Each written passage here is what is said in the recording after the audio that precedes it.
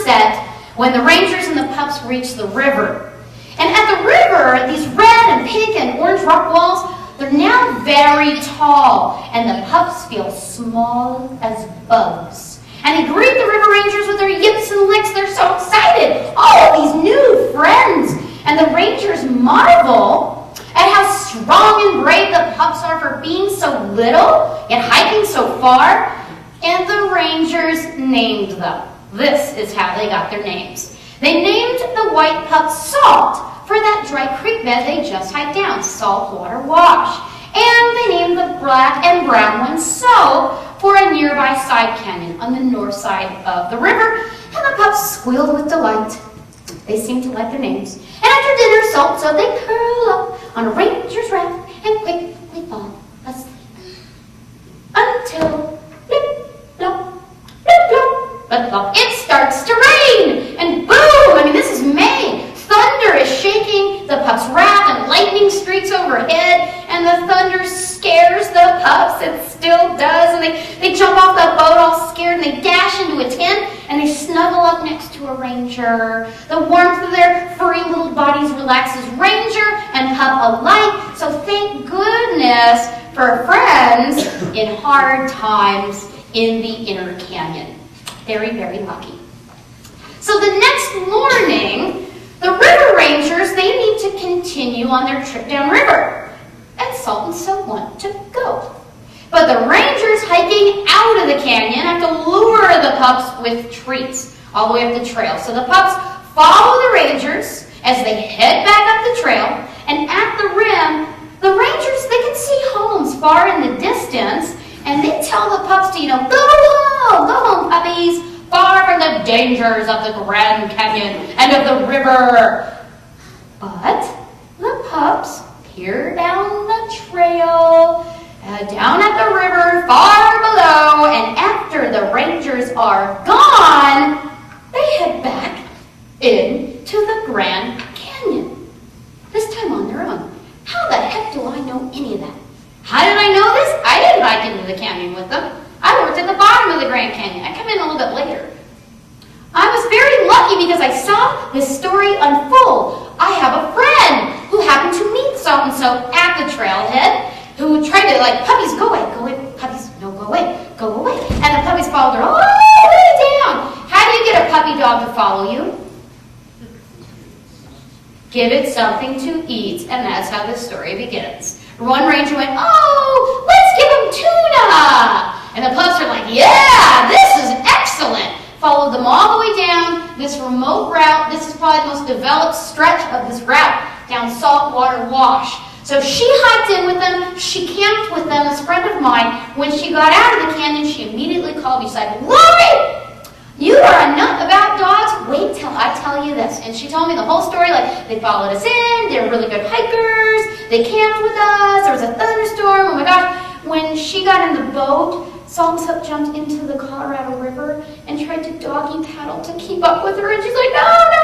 They had to fish him out of the river and make him go back up the trail. So she told me the story, and I thought, that's so cute. And I thought I'd never hear another word again, right? That's the end of the story. No, it's not the end of the story. Salt and So had other plans. You see, a dozen miles upriver, a private group of friends, they launched their rafts on a 2-week journey to the Grand Canyon. They're looking forward to an adventure of a lifetime. The river runners see many amazing things on their journey. Bighorn sheep drinking along the riverbanks, scavenging California condors, circling overhead, looking for dead things to eat. And at night, 6-eyed scorpions waiting on the warm rocks to catch insects to eat. But on this trip, the river runners see something even more amazing than all these other great Grand Canyon things. Puppies! They see puppies. What on earth are puppies doing at the bottom of the Grand Canyon is all they can think. What are they doing here? So the river runners offer the dogs, food and water and attention. And later, they sit around this campfire and they discuss what to do. Because gosh, it's too hot. It's May. It's too hot to leave the puppies right there. They might die.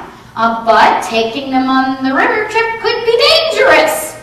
What can be done? The group decided, well, let's take the pups downriver. They will carry them on their raft 80 miles to the ranger station at Phantom Ranch. That was their plan.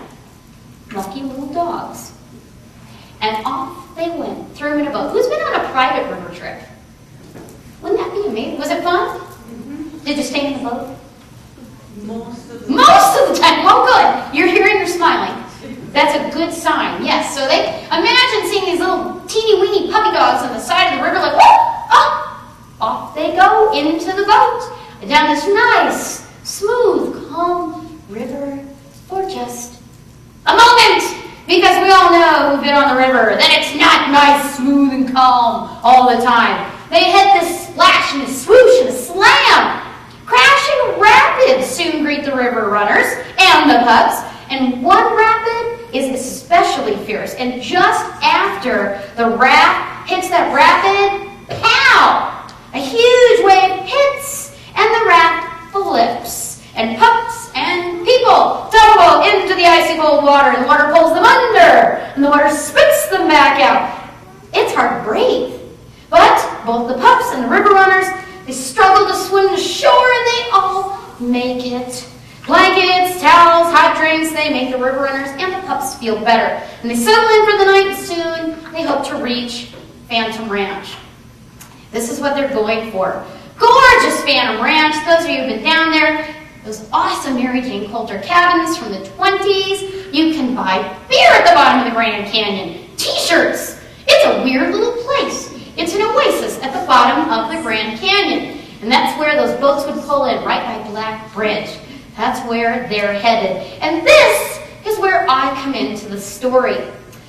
Because you see, a few days later at Phantom Ranch, my morning began like any other. Phantom Ranch Rangers, they have a great job.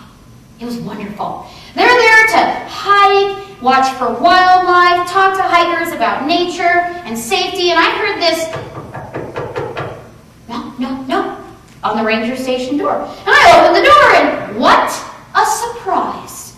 Here are these smiling, soaking wet river runners carrying puppy dogs under their arms. And they set them down on the floor, and the pups sniff around this new place. And after hearing the whole story of how these two pups got to the bottom of the Grand Canyon, got to Phantom Ranch, I took them in as lost and found items. The strangest lost and found items I've ever received. And the pups barked and yipped their goodbyes to the river runners who had to head back to the rafts and continue their journey.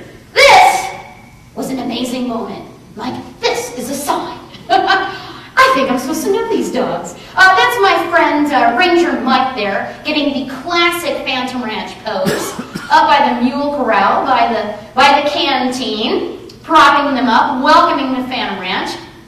What to do? Well, they were in the ranger station, which was fairly awkward. Are puppy dogs allowed, again, at the bottom of the Grand Canyon? No. And there was barking coming out of the ranger station. Very hard to explain to the passerbyers. The hikers like, did I just hear a dog? No, I don't know you're talking. Ruff. We tried to, But they enjoyed it for a little while. They stayed at, I think it was about a week at the ranger station. Kind of naughty, Hey, they didn't get a permit to raft the river. That can take years. They weren't wearing life jackets on their river trip, and now they're hanging out at the bottom of the Grand Canyon. No permit. Wow. So they're having quite an adventure. They have been talked to. Promise not to do it again. But they spent some fun days down at the bottom of the Grand Canyon. What do we do, though? This is not quite where we want them. Now what? How are these dogs going to get out of the Grand Canyon? So when they started their adventure, those of you who've been on a river trip, at Marble Canyon, you know that the canyon's not very deep. And as you go deeper and deeper in the canyon, the walls get deeper and deeper. What was once maybe, 1,000 feet deep is now 5,000 feet deep. So that trail they hiked in was just a couple of miles and about 1,000 feet. Now it's about a 9-mile long trail, 5,000